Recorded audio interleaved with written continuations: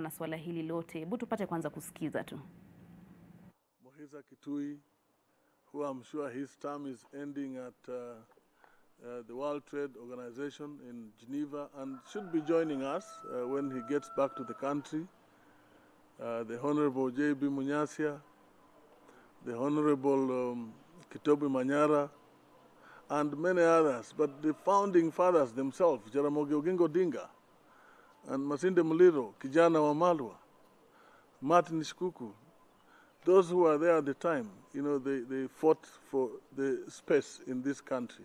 And even the freedoms that we enjoy in this country are a result of, the fight by those founders, the people who participated in the second liberation. That also includes others who are in other parties, Kenneth Matiba,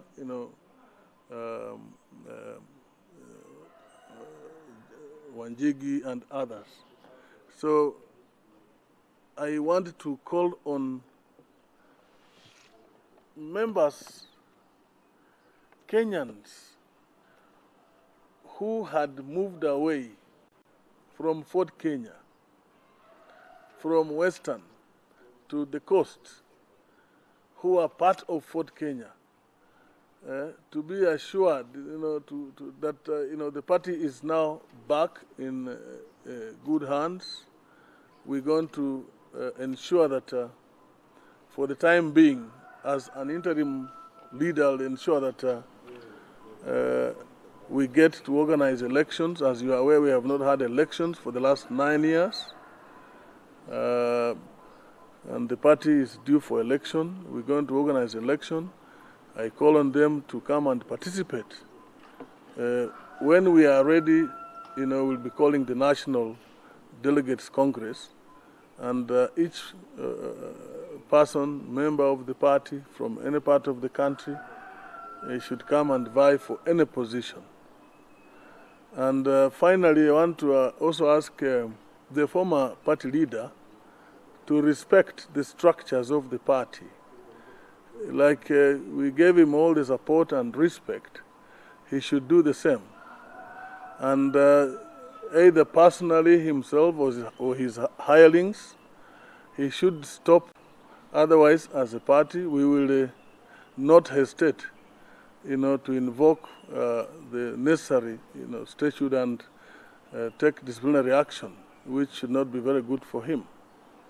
And at this point now, I want to invite the Secretary General to give a chronology of what happened, step by step, and possibly share the documents. I think the ones that we have filed with the registrar.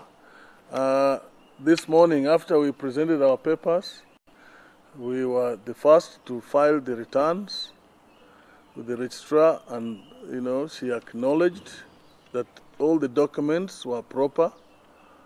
But when we left, our colleagues also, I think, came with their own papers, which I think I'm sure they will not go anywhere, because the NEC we had here was properly constituted in accordance with the law, and we followed strictly the party constitution.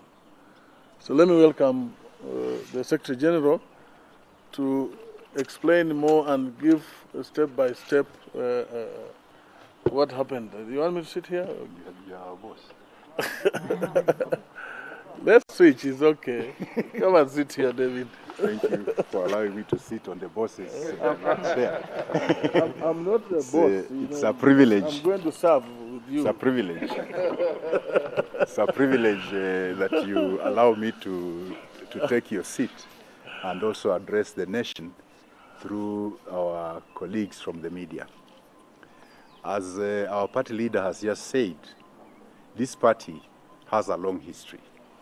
Perhaps quite a number of you members of the press who are not there, or you are too young, unless you go back to the archives of your media houses and see what this party has done for this country.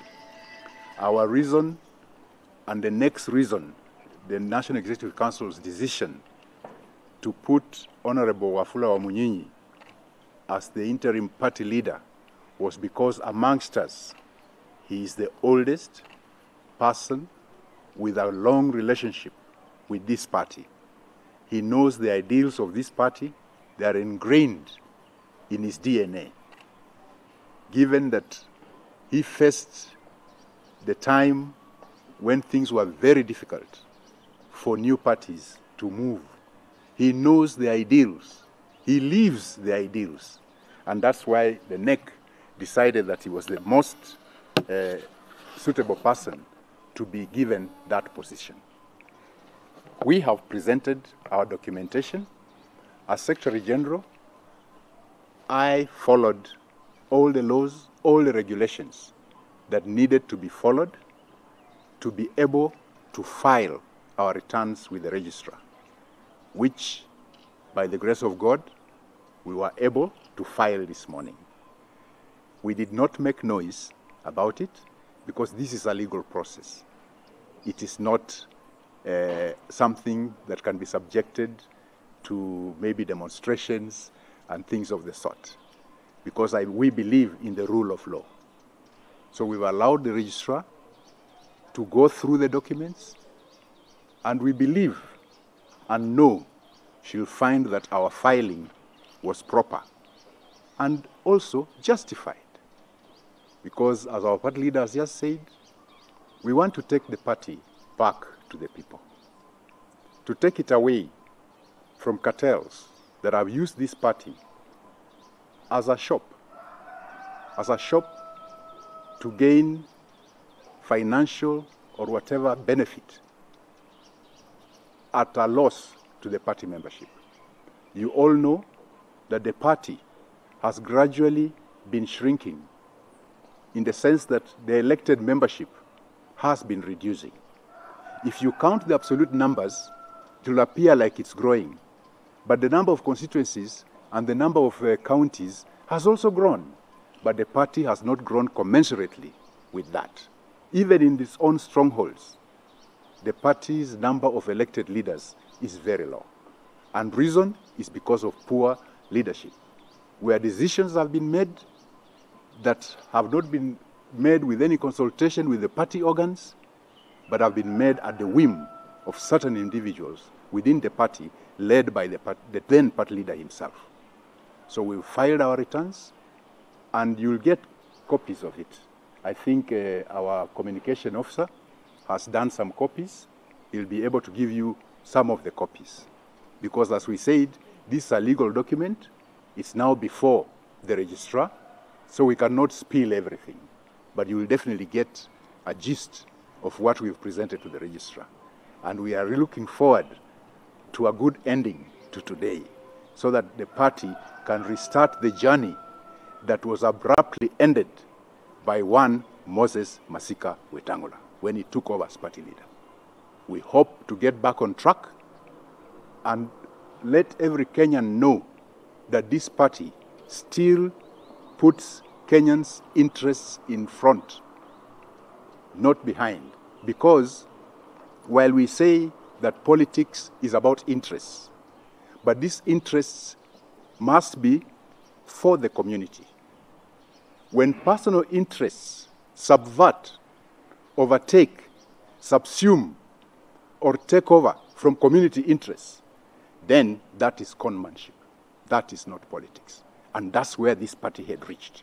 We need to end that, and we pray and believe that this team will surely end this and call an NDC soon after the corona pandemic is over, so that we get the right people in the right offices to move this party forward as we go to 2022 elections, and also be able to cooperate so that whatever is facing the country, because I've kept on saying that President Uhuru Kenyatta is very unfortunate.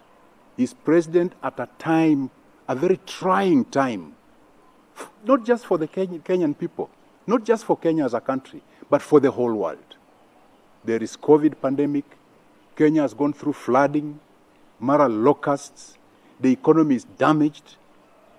He is facing a really difficult time. And it behoves us, as leaders of this country, to listen and cooperate for the good of the country. So we intend to continue being a loyal opposition. A loyal opposition doesn't mean that we will not point out the wrongs. We will point out the wrongs. But a loyal opposition in the sense that we will not unnecessarily disrupt any programs for the recovery of the economy of this country. We will not disrupt any programs that will be put in place for the country to prevent and ameliorate the effects of COVID. We will not put obstacles in the way for this country to recover from the floods. We will not